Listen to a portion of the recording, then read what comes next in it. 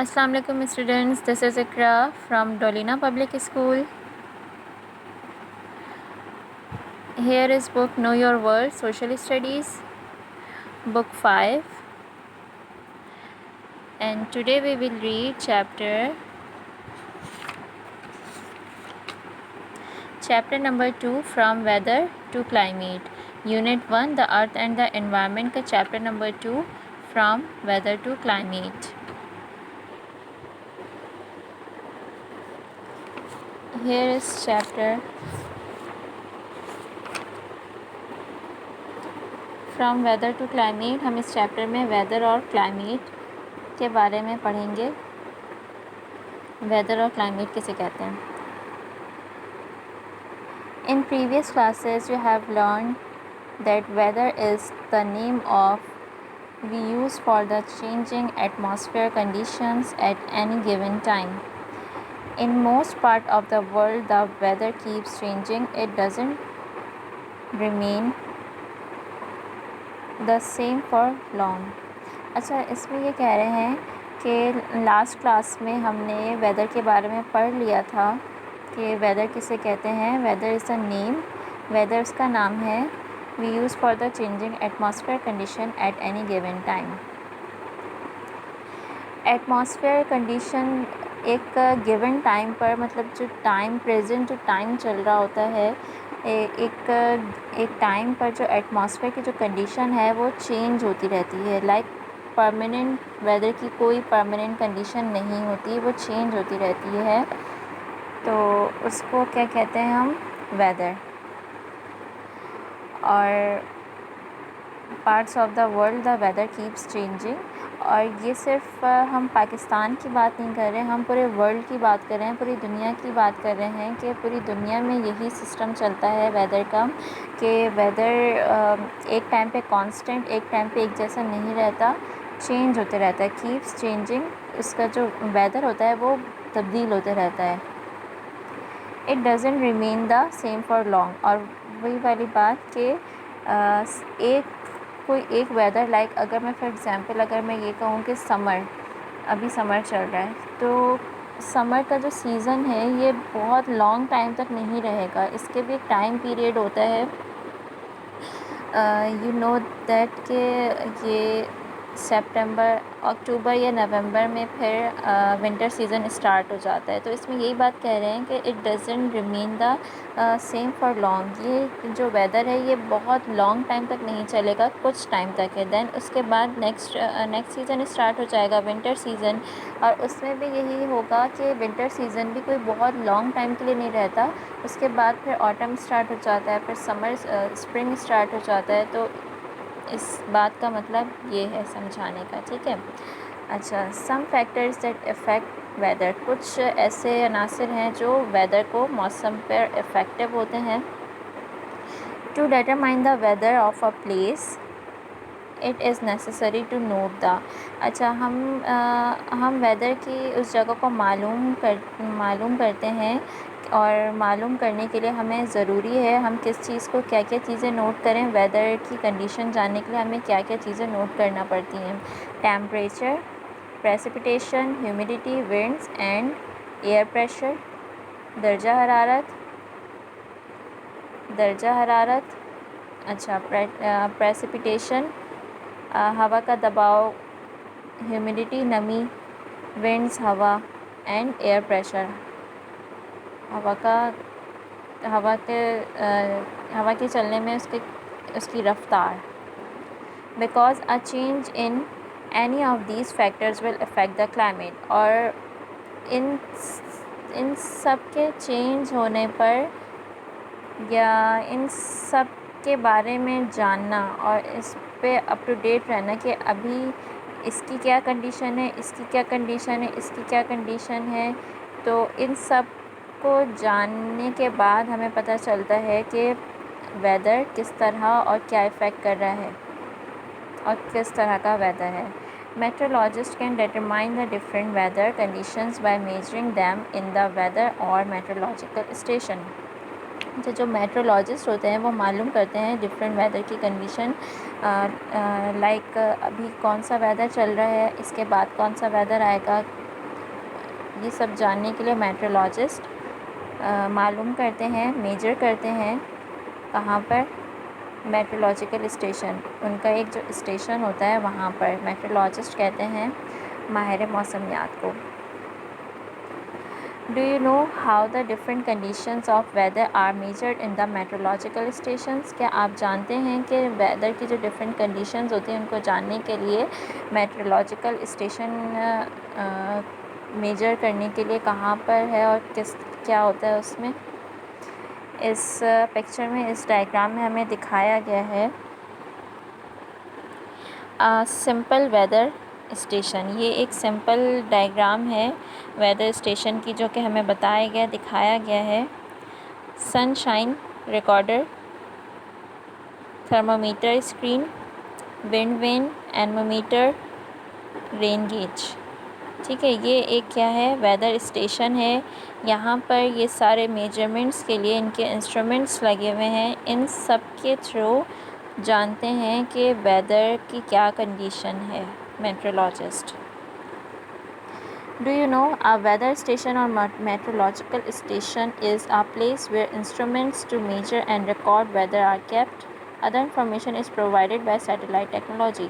अच्छा, क्या आप जानते हैं कि वेदर स्टेशन और मेट्रोलॉजिकल स्टेशन जो है वो किसकी जगह है? इंस्ट्रूमेंट्स मेजर करने की और वेदर को रिकॉर्ड करने की कि वेदर कैसा है। और बाकी इंफॉर्मेशन जानने के लिए सैटेलाइट टेक्नोलॉजी की ज़रूरत होती है। अच्छा, नेक्स्ट पेज पर हमने जो पीछे डायग्राम में जितने इंस्ट्रूमेंट्स के नाम लिए थे उसकी डिस्क्रिप्शन यहाँ पर मौजूद है। The table given below shows the instruments used to measure different conditions of weather। अच्छा, ये एक पूरी टेबल गिवन है, ठीक है। ये हमें एक टेबल दिखाई गई है, बनाई गई है। इसमें क्या शो किया गया है? इंस्ट्रूमेंट्स शो किए गए हैं वेदर की कंडीशन जानने के लिए, ठीक है।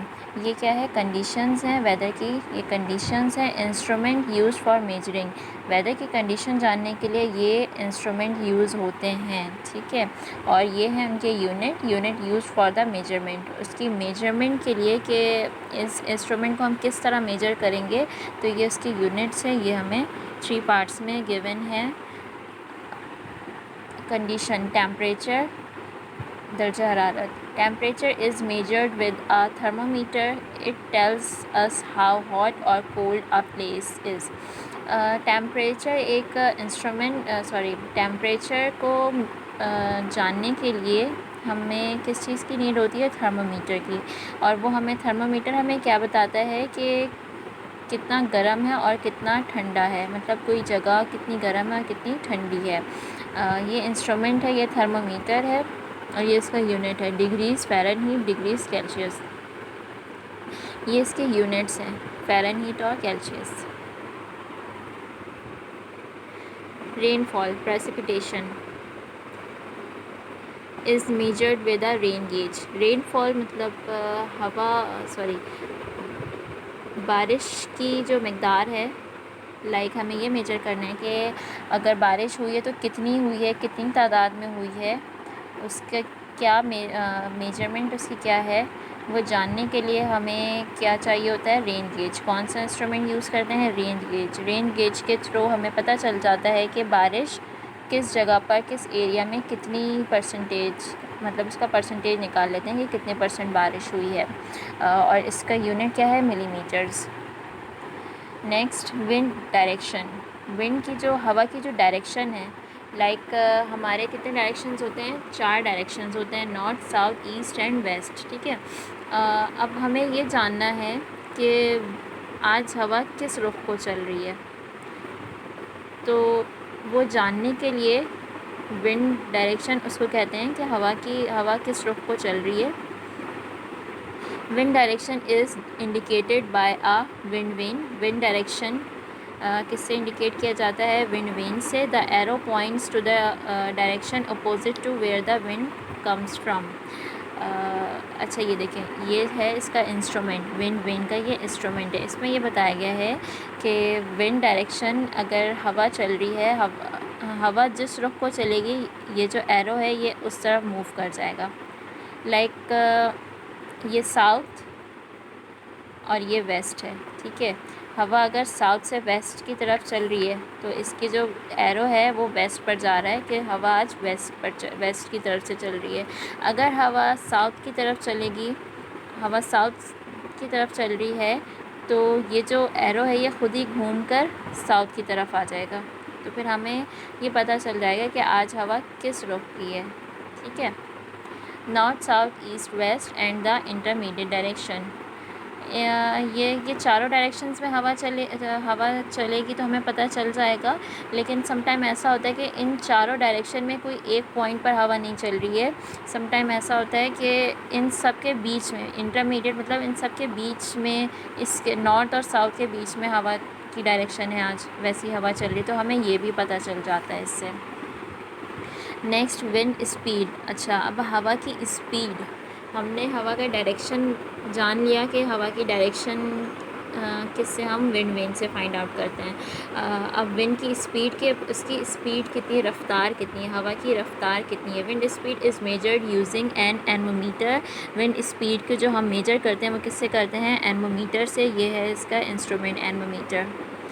When the wind spins the shaft, the speed of its movement is recorded। और इससे हम हवा की जो मूवमेंट और स्पीड होती है वो इसको हम इस पर रिकॉर्ड कर लेते हैं, ठीक है। ये आपको नज़र आ रहा होगा, ये यहाँ पर ये रिकॉर्डर है यहाँ पर, ठीक है। अब इसकी जो ये हमारा इंस्ट्रूमेंट लगा हुआ है, लाइक ये इंस्ट्रूमेंट लगा हुआ है, और जो हवा की जो स्पीड होगी ना, हवा की जो स्पीड होगी वो इस नंबर यहाँ पर शो, इस मीटर पे शो हो जाएगा कि यहाँ पर जो भी स्पीड होगी वो यहाँ पर शो हो जाएगा। तो हमें पता चल जाएगा कि विंड की स्पीड कितनी है, ठीक है। Notes, nautical miles per hour, इसके जो स्पीड है उसका क्या है, नॉटिकल माइल्स पर आवर के हिसाब से ये मेजर किया जाता है। अच्छा, नेक्स्ट है air pressure. Air pressure is the weight of the air passing down on the earth surface. It is measured by a barometer. Air pressure, और अब क्या पढ़ेंगे, एयर प्रेशर के, एयर का, हवा का दबाव कितना है, इसका प्रेशर कितना है, और इसका वेट कितना है, ठीक है। और इसको हम किससे मेजर कर रहे हैं, बैरोमीटर से। ये रहा बैरोमीटर, इससे हम मेजर करेंगे कि उसका प्रेशर कितना है। और इस इंस्ट्रूमेंट में जितना प्रेशर होगा हवा का, वो ये जो निडल नज़र आ रही है, इस निडल से हमें हवा के जो प्रेशर होगा वो हमें पता चलेगा। लाइक हवा का प्रेशर यहाँ पे इस पॉइंट पे आया हुआ है, तो हमें यहाँ पर नंबर्स गिवन हैं, यहाँ पर आगे हमें पता चल जाएगा कि अच्छा यहाँ पर आज हवा का प्रेशर इतना है। ये यहाँ पर भी हो सकता है, किसी दिन हवा का प्रेशर ज़्यादा होगा, कम होगा तो ये यहाँ पर होगा, किसी दिन ज़्यादा, उससे ज़्यादा बिल्कुल यहाँ तक होता है तो समझो बहुत ज़्यादा प्रेशर हो गया, ठीक है। तो मीन्स इससे हम एयर प्रेशर, इस इंस्ट्रूमेंट से एयर प्रेशर फाइंड आउट करते हैं, और इसका जो यूनिट है वो है millibars. Last, humidity is the amount of water vapour in the air. Humidity नमी या सीलन को कहते हैं। तो जो amount of water vapour in the air में, हवा में जो नमी होगी उसको कहते हैं humidity. The instrument use to measure humidity is called a hygrometer. और ह्यूमिडिटी को मेजर करने का जो इंस्ट्रूमेंट है उसे कहते हैं हम हाइग्रोमीटर। दिस इज़ हाइग्रोमीटर, ठीक है। ये है हाइग्रोमीटर, और इससे हम क्या मेजर करते हैं, ह्यूमिडिटी के, हवा में कितनी नमी है और उसकी क्या नमी या उसका जो वाटर वेपर है वो कितना है, कितनी तादाद में। और इसके जो इंस्ट्रूमेंट यूनिट है वो है किलोग्राम, ग्राम पर किलोग्राम। ओके, नेक्स्ट अब हमारा टॉपिक है क्लाइमेट। यहाँ पर हमारा वेदर का टॉपिक एंड हो गया है। अब नेक्स्ट है हमारा climate, next topic. Climate is the word we use for the common weather condition of an area over a long period of time at least 30 years. अच्छा, वेदर को जो हमने पढ़ा था तो वेदर में ये था कि वेदर का जो टाइम पीरियड होता है वो लॉन्ग टाइम नहीं होता, वो डिफरेंट वेदर कंडीशन मतलब डिफरेंट कुछ टाइम पर वो चेंज हो जाता है। बट क्लाइमेट क्या है, उससे वेदर से ऑपोजिट है। ऑपोजिट किस तरह से है? क्लाइमेट का वर्ड हम वहाँ यूज़ करते हैं जो कॉमन वेदर कंडीशन तो होती है, पर लेकिन क्या होता है उस लॉन्ग टाइम के लिए होती है, like at least 30 years, like 30 years तक जो क्लाइमेट है वो 30 ईयर्स तक कांस्टेंट रहता है। Climate includes the record of temperature, amount of rainfall or snow, moisture, wind and atmospheric pressure. Climate में क्या क्या चीज़ें इंक्लूड होती हैं? क्लाइमेट को रिकॉर्ड करने के लिए, क्लाइमेट जानने के लिए हमें क्या क्या चीज़ें नेसेसरी ज़रूरी होती है नोट करना। Temperature, amount of rainfall, temperature दर्जा हरारत, अमाउंट ऑफ रेनफॉल और स्नो बारिश की मकदार, तादाद और बर्फ़ की, मॉइस्चर नमी, विंड हवा एंड एटमॉस्फेरिक प्रेशर, और जो एटमॉस्फेयर का जो प्रेशर है, ये सारी चीज़ें हम नोट करेंगे अगर, और इनको हम रिकॉर्ड करेंगे तो हमें क्लाइमेट का पता चलेगा। The climate varies from one part of the world to another. It can be very hot, very cold और moderate temperate, which means neither too hot nor too cold. अच्छा, क्लाइमेट पूरे world में एक जैसा एक तरह का नहीं होता, ठीक है। अगर क्लाइमेट हमारा क्लाइमेट कुछ चेंज है तो दूसरी जगह का क्लाइमेट चेंज होता है, और ये किस तरह का हो सकता है? गर्म भी हो सकता है, ठंडा भी हो सकता है और मॉडरेट टेम्परेट भी हो सकता है, यानी कि ना ज़्यादा गर्म ना ज़्यादा ठंडा, और ये ना तो ज़्यादा गर्म हो सकता है ना ज़्यादा ठंडा हो सकता है, ठीक है। Reasons for different climates in the world. अच्छा, अब पूरी दुनिया में जो डिफरेंट क्लाइमेट्स हैं, हर जगह के जो अलग अलग क्लाइमेट्स हैं उसके क्या रीजन्स हैं? Latitude, the earth is divided by a series of imaginary horizontal parallel lines. the earth जो अर्थ है, ज़मीन है, वो डिवाइड किया गया है imaginary line, series of imaginary horizontal line, like इस तरह से ये अर्थ है, ठीक है, और इसको imaginary lines horizontal parallel line से इसको डिवाइड किया गया है। ये हॉरिजॉन्टल लाइंस कहलाती हैं। As the earth is a sphere, और अर्थ क्या है? एक स्फीयर शेप का है। The circles become smaller as they approach the poles, और जो सर्कल्स हैं वो पोल्स तक, इसके दो पोल्स हैं, नॉर्थ पोल और south pole. The equator is at the centre of these lines. अच्छा, जो इक्वेटर है वो अर्थ के सेंटर में, सेंटर ऑफ दीज लाइन्स, ये देखें, ये है इक्वेटर, ये अर्थ के सेंटर पर है equator. It divides the earth into exactly two halves, the northern hemisphere and the southern hemisphere. Show in picture. अर्थ है ये कंप्लीट, ठीक है, और अर्थ को टू पार्ट्स में डिवाइड किया गया है, नॉर्थ साउथ, नॉर्थ पोल और साउथ पोल, नॉर्दर्न हेमिस्फेयर और साउदर्न हेमिस्फेयर। ये वाला जो पार्ट है ये नॉर्दर्न हेमिस्फेयर है, और ये वाला जो पार्ट है ये साउदर्न हेमिस्फेयर है। टू पार्ट्स में डिवाइड किया गया है अर्थ को। The sun's rays fall directly on the equator, as here the distance between the earth and the sun is the least. अच्छा, जो सन की जो रेस है वो डायरेक्टली कहाँ पर पड़ती है? इक्वेटर पर पड़ती है। अर्थ और सन की जो रेस है, ये डायरेक्ट कहाँ पड़ रही है? ये इक्वेटर पर पड़ रही है, यहाँ पर, इस पॉइंट पर। इन दोनों के सेंटर पर।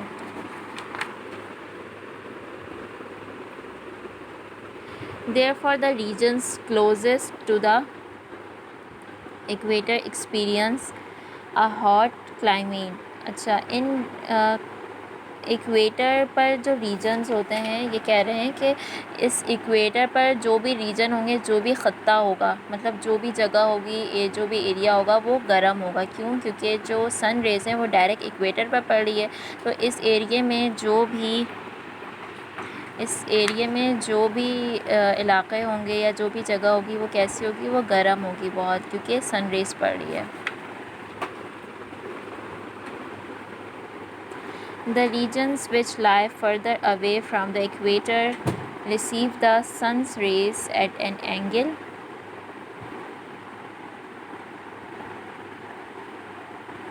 the further the region is from the equator, the cooler its climate will be. The poles, which are the furthest points from the equator, experience extremely cold climates। अच्छा, इसमें ये कह रहे हैं कि यहाँ सेंटर पर, इक्वेटर पर जो सन रेज़ पड़ रही है, तो यहाँ का एरिया जो होगा वो हॉट होगा। बट ये वाला जो कॉर्नर एरियाज़ हैं, कुछ हॉट होंगे और कुछ कोल्ड होंगे। कुछ लाइक नॉर्थ पोल है, ये कौन सा आ गया? कॉर्नर का एरिया आ गया है, ठीक है। North pole, south pole. अब इस एरिया में जो भी, इस वाले एरिया में जो भी रीजन्स होंगे वो कोल्ड होंगे, ठंडे होंगे। Height above sea level.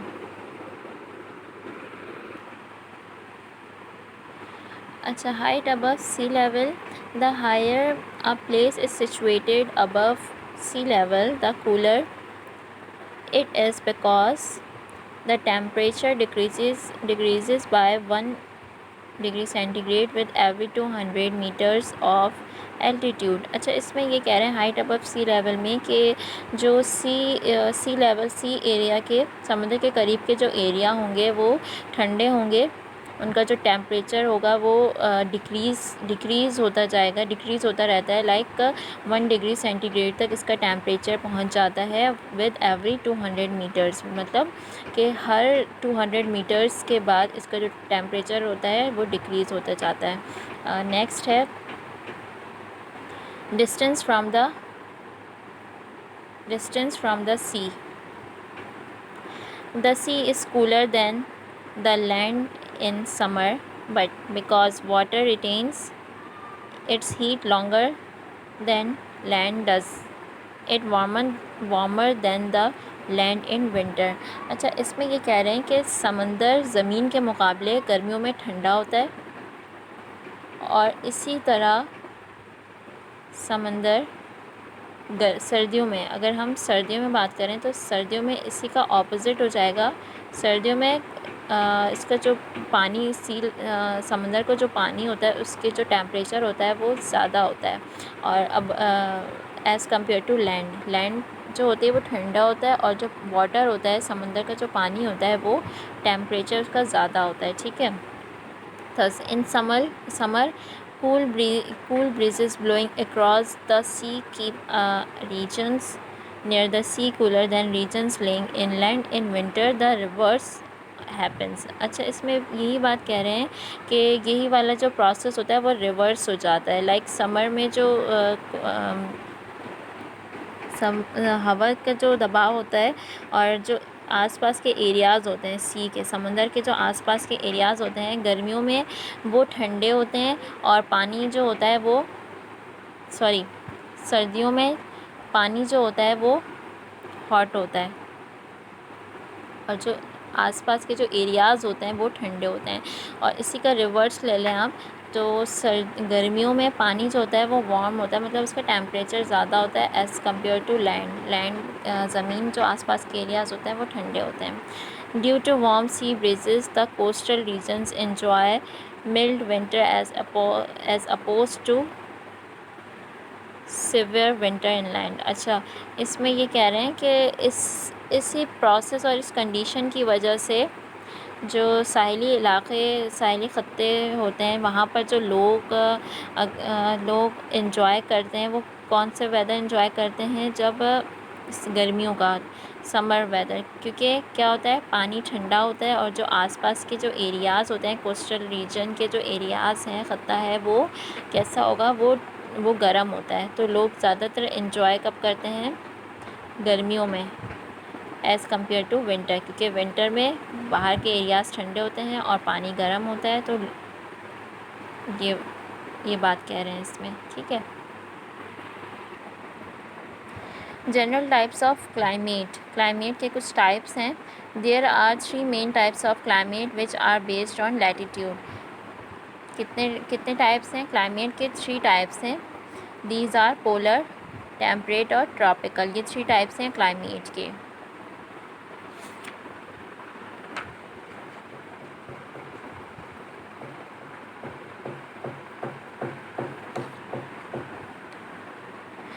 Okay, ये वाली डायग्राम है, ये अर्थ की डायग्राम है। 2 हाफ्स हैं अर्थ के, नॉर्दर्न हेमिस्फीयर और साउदर्न हेमिस्फीयर। अच्छा, इन्होंने अभी मैं जैसे मैंने आपको बताया कि हॉरिजॉन्टल पैरेलल लाइन में डिवाइड किया गया है। नंबर 1 क्या है? Polar climate.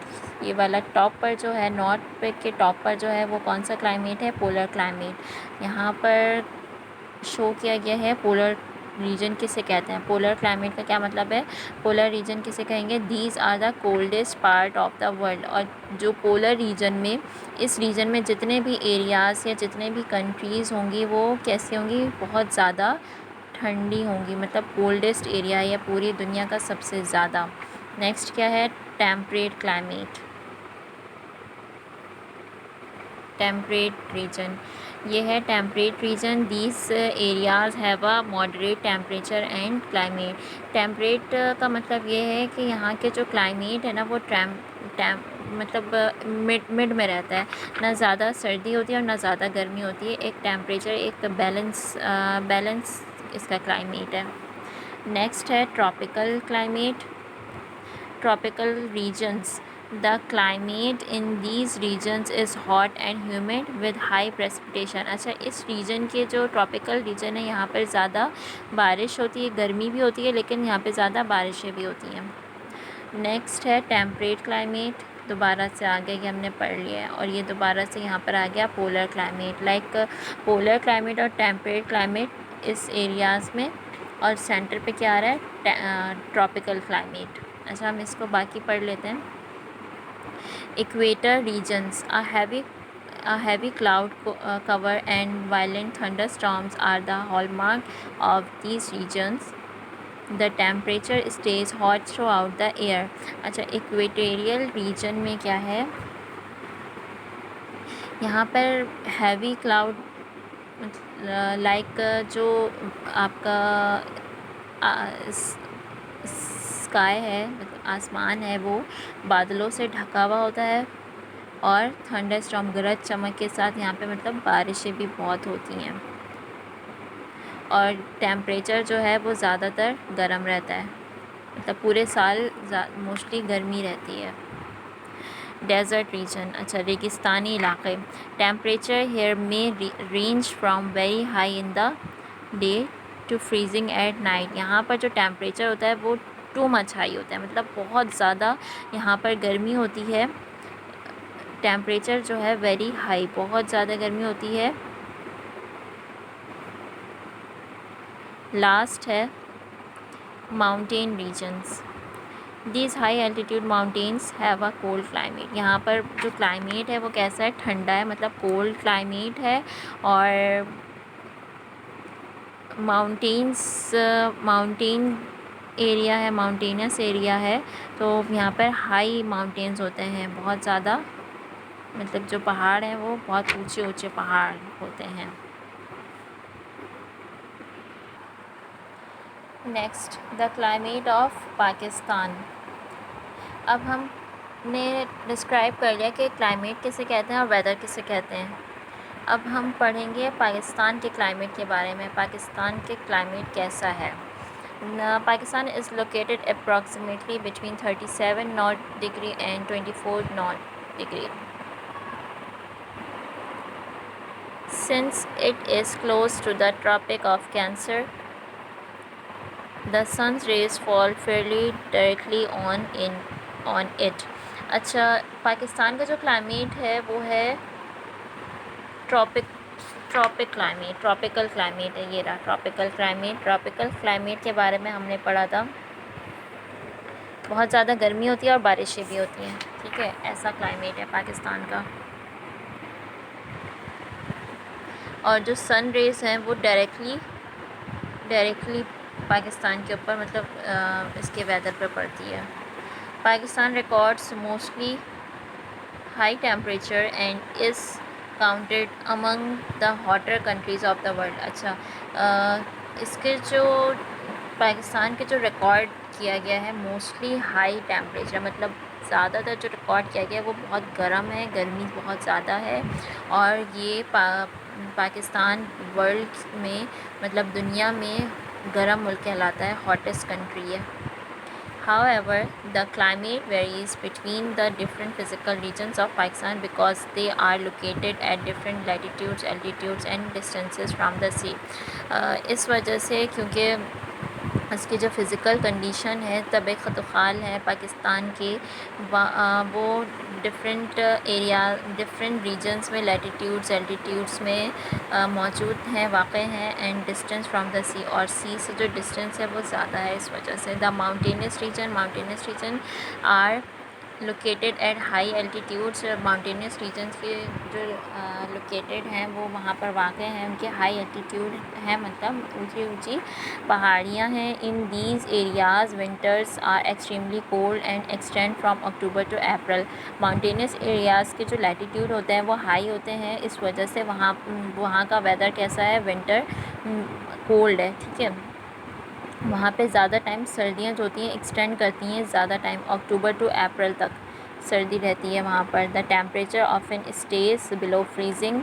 अच्छा, वहाँ पर अगर जब सर्दी रहती है, वहाँ पर विंटर सीज़न होता है, तो वो जो टेम्परेचर होता है वो कहाँ तक चला जाता है, 0 डिग्री -0 फिर -0 से भी नीचे जो डिग्री होती है 0 से भी नीचे चला जाता है। लाइक इतनी ज़्यादा ठंड होती है। Precipitation is also in the form of snow. अच्छा, यहाँ पर बिकॉज 0 डिग्री सेंटीग्रेड होने की वजह से, बहुत ज़्यादा लो डिग्री की वजह से जो बारिश होती है वो बारिश पानी की शक्ल में नहीं बल्कि बर्फ़ की शक्ल में होती है, इतनी ठंड होती है। Summer temperatures are warm. सर्दियों में जो टेम्परेचर होता है वो गर्म होता है।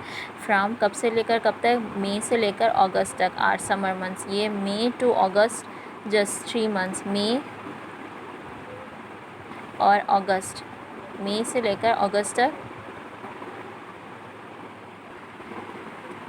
मई, जून, जुलाई और अगस्त, ये 3 या 4 मंथ हैं जो गर्मियों के होते हैं। बाकी जो पूरे जो होल ईयर के जो मंथ्स हैं वो कैसे होते हैं, ठंडे होते हैं। दी हॉटेस्ट मंथ्स आर जून। जो सबसे गर्मी जिस मंथ में होती है वो कब होती है, जून में और जुलाई में। There is a good rainfall in summer. और समर में वहाँ पे बारिशें होती हैं अच्छी तरह। Which reduces the heat. और वो हीट को रिड्यूस करते हैं, मतलब ख़त्म करते हैं, मतलब कम करने में हेल्प आउट होते हैं। People mostly enjoy their life in summer. वहाँ के जो लोग हैं वो ज़्यादातर गर्मियों में अपनी लाइफ इन्जॉय करते हैं, क्योंकि सर्दियाँ ज़्यादा टाइम एक्सटेंड भी करती हैं और इतनी ठंड होती है कि पानी भी वहाँ पे बर्फ़ हो जाता है। तो इस तरह से लाइफ स्पेंड करना लोगों के लिए, वहाँ के रहने वालों के लिए टफ़ हो जाता है। तो वो इन्जॉय कब करते हैं, गर्मियों में, समर के सीज़न में वो अपनी लाइफ वहाँ पर इंजॉय करते हैं। अब हम बात करेंगे इन द प्लेन्स रीजन की, मैदानी इलाके। Summers are not only hot but long. Summer, वहाँ पर जो गर्मियाँ होती हैं वो ज़्यादातर कम होती हैं लेकिन लंबे टाइम के लिए होती हैं। लास्टिंग फ्रॉम मार्च टू अक्टूबर। मार्च से लेकर अक्टूबर तक वहाँ पे समर सीज़न होता है। The hottest month are June and July with temperature reaching जो सबसे गर्म महीना होता है, मतलब जिस मंथ सबसे ज़्यादा गर्मी होती है वो जून जुलाई में होती है, और जो टेम्परेचर होता है वो 45 तक पहुंच जाता है, लाइक इतने ऊपर पहुंच जाता है, इतनी गर्मी होती है। Dust storms and thunder storm are common, वहाँ पर गरज चमक और तूफ़ान के साथ बारिशें होना आम सी बात है। Often very hot winds called लूबलू, और वहाँ पे जो और इन हवा जो इतनी गर्म हवा जो चलती है तो उसको क्या नाम दिया गया है, लूबलू का, लूबलू।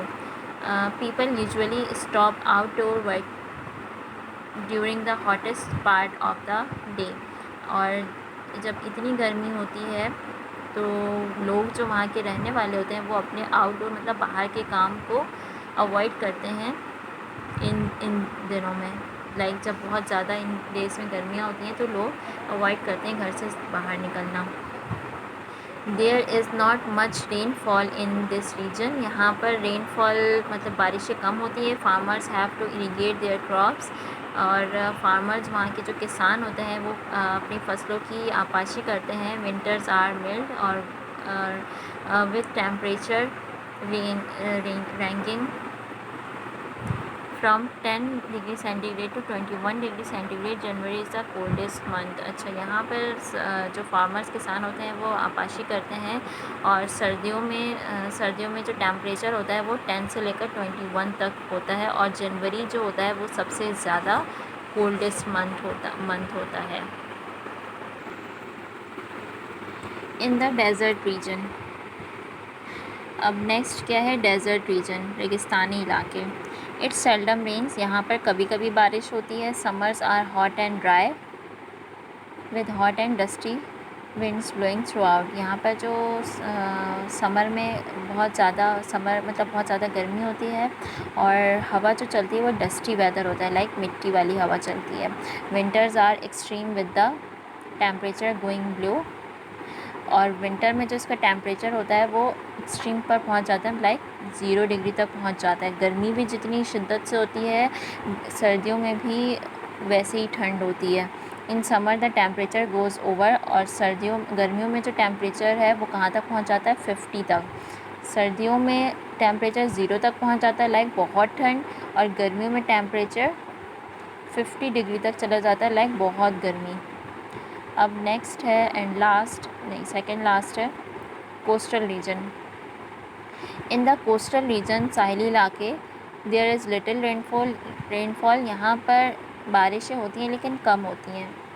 The temperature is mild both in summer and winter, और यहाँ का जो समर और गर्मियों और सर्दियों का जो टेम्परेचर होता है वो मिड मतलब नॉर्मल रहता है। Winter is pleasant but it is very short, winter का जो मौसम होता है वो खुशगवार होता है लेकिन बहुत शॉर्ट होता है, कम टाइम के लिए होता है। Extended from December to February, just कितने मंथ्स होता है, दिसंबर, जनवरी या फरवरी, 3 मंथ्स तक होता है ये। Sometimes cold dry winds blow from Balochistan which cause the temperature to fall. Summer last from April to October. अच्छा, यहाँ पर जो है वो हवा कैसी, बलूचिस्तान से इसके जो रुख होता है वो वहाँ से आता है, और समर का जो इसका जो टाइम पीरियड होता है वो अप्रैल टू अक्टूबर। गर्मियाँ जो रहती हैं वो अप्रैल से लेकर अक्टूबर के मंथ तक रहती हैं। अब लास्ट रीजन है हमारा इन द प्लेट्यू रीजन, सतह मुर्तफ़ा के ख़त्ते इलाके की। In the plateau region there is hot summer and mild winter, यहाँ पर समर गर्मियाँ जो होती हैं, गर्मियाँ भी होती हैं और ठंड भी होती है, मतलब मॉडरेट टेम्परेचर होता है। Summer last from April to October with temperature going over 40 degree centigrade. अच्छा, यहाँ पर जो गर्मियाँ होती हैं वो कब से कब तक होती हैं, अप्रैल से लेकर अक्टूबर तक होती हैं, और टेम्परेचर जो है 40 डिग्री तक पहुँच जाता है। In winters the temperature remains close to 10 degree centigrade, और जो सर्दियों में टेम्परेचर होता है वो कहाँ तक चला जाता है, 10 degree centigrade. There is considerable rainfall through it is more in summer than in winter, और हमें ये जानने में आसानी, मतलब हम ये सोचते हैं कि जो सर्दियों में और गर्मियों में जो रेनफॉल होती है वो कितनी तादाद में होती है। Pakistan receives monsoon range from July to September. Pakistan जो रिसीव करता है, पाकिस्तान में जो मानसून की जो बारिशें आती हैं होती हैं वो कब होती हैं? जुलाई से लेकर सितंबर तक इसका टाइम पीरियड होता है। But these are not very heavy, लेकिन ये जो मानसून होती है बहुत ज़्यादा तादाद में नहीं होती, हैवी नहीं होती, मतलब हल्की फुल्की चलती रहती हैं थोड़े थोड़े टाइम से, गैप से। As by the time monsoon winds reach Pakistan, और कुछ टाइम में ये पाकिस्तान तक पहुंच जाती हैं आफ्टर क्रॉसिंग इंडिया। कब? इंडिया को जब वो क्रॉस करती हैं। लाइक पहले इंडिया में मानसून का जो वेदर होता है, टाइम होता है, वो मानसून इंडिया में कंप्लीट हो जाता है और इंडिया से होता हुआ फिर ये पाकिस्तान तक पहुंचता है। They have lost most of their moisture, nevertheless the monsoon accounts for most of the rainfall in Pakistan. अच्छा, बहरहाल हवा मानसून जो हाईएस्ट अमाउंट है वो पाकिस्तान में बहुत ज़्यादा होती है। लाइक बारिशें बहुत ज़्यादा होती हैं मानसून की पाकिस्तान में, और वो अफेक्ट करती हैं हमारी नॉर्मल रूटीन लाइफ को। Climate affect the way we live. Climate जो है वो हमारी नॉर्मल लाइफ को किस तरह अफेक्ट करती हैं, असरअंदाज होती हैं। Climate affects the clothes. Climate हमारे कपड़ों पर भी असरअंदाज होती है। वी वियर, जो हम वेयर करते हैं। द फूड, जो हम खाते हैं। We eat. The games we play, जो गेम हम खेलते हैं, जो खेल हम खेलते हैं। And the place where we live, और वो जगह जहाँ हम रहते हैं। क्लाइमेट इन सब पर इफ़ेक्टिव होती हैं, असरअंदाज होती हैं। Most people choose to live in the places that have a moderate temperature. लेकिन ज़्यादातर जो लोग होते हैं वो कौन सा टेम्परेचर चूज़ करते हैं? Moderate temperature, moderate climate. जहाँ पर मॉडरेट क्लाइमेट होता है वहाँ पर लोग ज़्यादा रहना पसंद करते हैं। Agriculture is greatly affected by climate. Agriculture जो काश्तकारी है वो बहुत ज़्यादा इफ़ेक्ट होती है क्लाइमेट की वजह से। Cultivation of certain crops depends on the right amount of rainfall and sunshine and सब सुटेबल टेम्परेचर। और जो फसलें उगाने का जो सिलसिला होता है क्रॉप्स का, कल्टीवेशन का, तो वो डिपेंड करता है बारिशों से, सनशाइन मतलब सूरज की रोशनी से, और सुटेबल टेम्परेचर मतलब उन फसलों के हिसाब से जैसे उन्हें नीड है, जिन वेदर की वैसा हो तो उनके लिए बहुत आसानी हो जाती है। For example, kharif crops need strong sunshine and warm temperature. जो ख़रीफ की फसलें हैं उनको क्या नीड होती है? सनशाइन, बहुत तेज़ धूप हो और मौसम कैसा हो? गर्म हो। The rabi crops sown in winter need cooler temperature and less rainfall. अच्छा, रबी क्रॉप्स को, उसके ऑपोजिट, रबी क्रॉप्स को नीड होती है विंटर की, ठंड की, कि टेम्परेचर कैसा हो? ठंडा हो। ओके, लास्ट टॉपिक है the climate can also cause harm to our life. Climate हमारी लाइफ को किस तरह नुकसान पहुंचाता है? Flooding in Pakistan can cause serious loss of life and property. Roads, electricity, water and gas supplies can also be affected. सैलाब, जब पाकिस्तान में सैलाब आता है तो वो बहुत सी हमारी लाइफ को काफ़ी लॉस होता है इससे। Roads, electricity, water, gas supplies, ये सारी चीज़ें अफेक्ट होती हैं।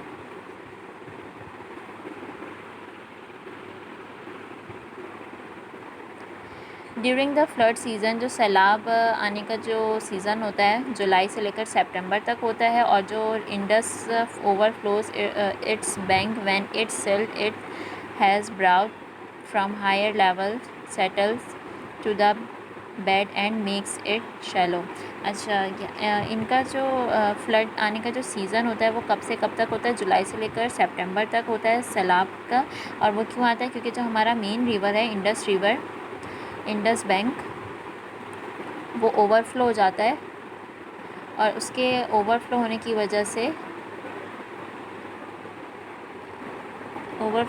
वजह से क्या होता है कि सैलाब आ जाता है। Flash floods occur in dry areas of Balochistan when it rains heavily.